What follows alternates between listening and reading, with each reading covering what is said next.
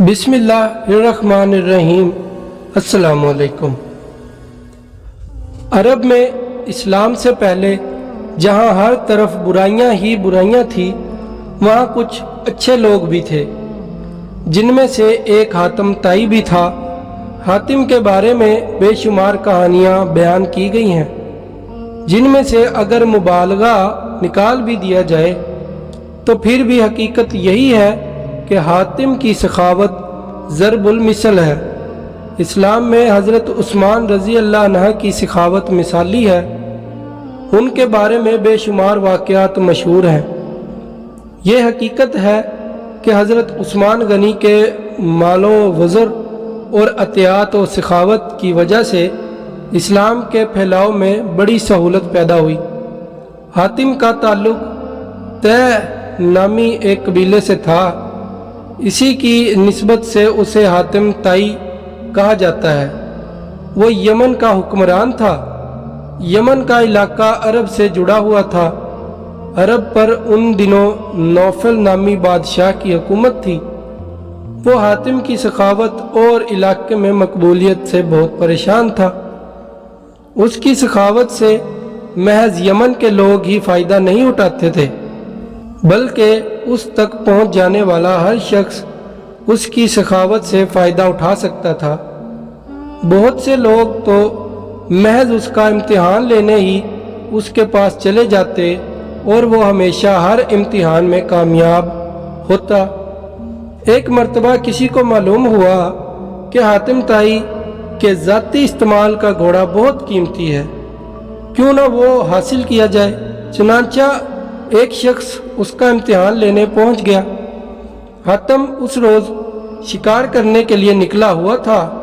इत्तेफाक से उस रोज़ उसे शिकार भी नहीं मिला। जब वो वापस पहुंचा और उसे मालूम हुआ कि कोई मेहमान उसका इंतज़ार कर रहा है, तो उसने अपने मुलाजमीन से खाना तैयार करने का हुक्म दिया। एक मुलाजिम ने कहा, सरकार, आज खाने में गोश्त का सालन नहीं बन सकेगा क्योंकि ताज़ा गोश्त नहीं है। हातिम की गैरत इस बात को गवारा नहीं कर सकती थी कि उसके दस्तरख्वान पर मेहमान के लिए गोश्त का सालन भी ना हो। उसने कहा, आज हमारा महबूब घोड़ा ही ज़िबा करके पका लिया जाए। यह फैसला हुए उसे शदीद दुख भी हो रहा था, मगर उसके सिवा कोई चारा भी ना था। खाना तैयार हुआ। हातिम ने अपने मेहमान की तवाज़ुआ में कोई कसर न छोड़ी। मेहमान भी बहुत खुश था। सुबह जब मेहमान के जाने का वक्त हुआ तो मेहमान ने रुखसत होने से कबल उसकी मेहमान नवाजी का शुक्रिया अदा करते हुए कहा, उसने हातिम की सखावत की बड़ी शोहरत सुनी है। अगर वो अपना पसंदीदा घोड़ा भी उसे इनायत कर दे तो बड़ी बात होगी। हातिम उसकी ये बात सुनकर कुछ अफसुर्दा हुआ, मगर फिर कहने लगा, मेरे मुअज़्ज़िज़ मेहमान, ये फरमाइश अगर आप गुज़िश्ता साल से पहले ही कर देते तो उसकी तामील ज़रूर करता, मगर अब ये मुमकिन नहीं है, क्योंकि मेरा पसंदीदा घोड़ा अब आपके पेट में पहुंच चुका है। उसके साथ ही उसने सारी मजबूरी बताई और उसे अशरफियों से भरी थैली नजराना के तौर पर दी कि उस दौलत से वो उस घोड़े से भी कीमती घोड़ा खरीद सकेगा। मेहमान हातिम की सखावत के साथ साथ पशेमान भी था कि उसकी वजह से एक कीमती घोड़ा ज़िबा हो गया। उसने अशरफियों की थैली लेने से इनकार कर दिया, मगर हातिम ने कहा, यह आपको रखना ही होगी, क्योंकि मैं अपने मेहमान की फरमाइश पूरी ना कर सका। हातिम सखी होने के साथ साथ बहुत नरम दिल भी था। उस रोज़ उसे उस बात का मलाल हो रहा था कि वो अपने मेहमान की ख्वाहिश पूरी करने में नाकाम रहा, जबकि मेहमान उसकी नरम दिली और सखावत के गुण गाता हुआ अपने घर चला गया। इधर अरब का नौफल बादशाह सोच रहा था कि अगर हातिम की सखावत और मकबूलियत इसी तरह बढ़ती रही तो फिर लोग उसकी ही तरफ जाएंगे, कोई उसकी तरफ ना आएगा। उसने एक बहादुर और ताकतवर सिपाही से कहा कि वो हातिम को कत्ल कर दे। اس کے عوض اسے بھاری انعام ملے گا۔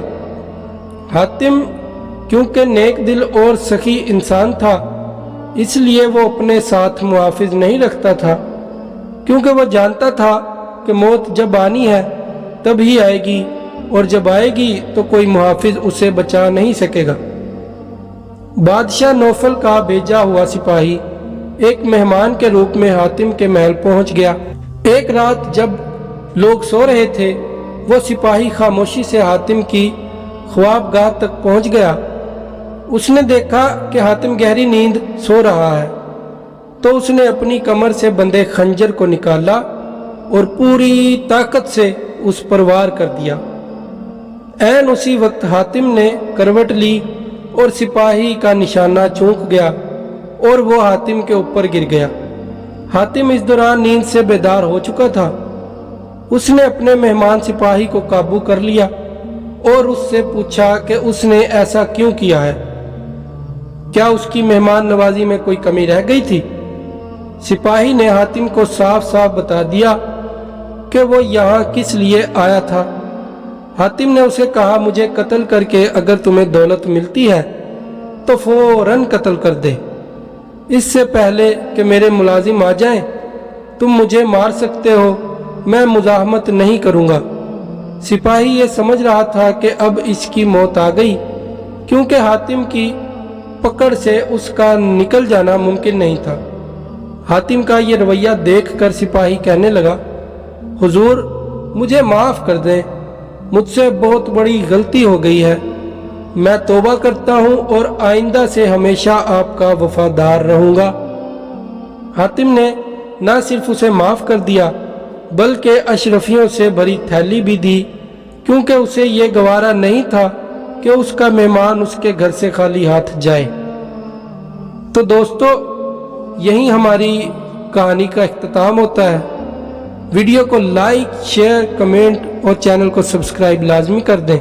اللہ کی امان میں، اللہ حافظ۔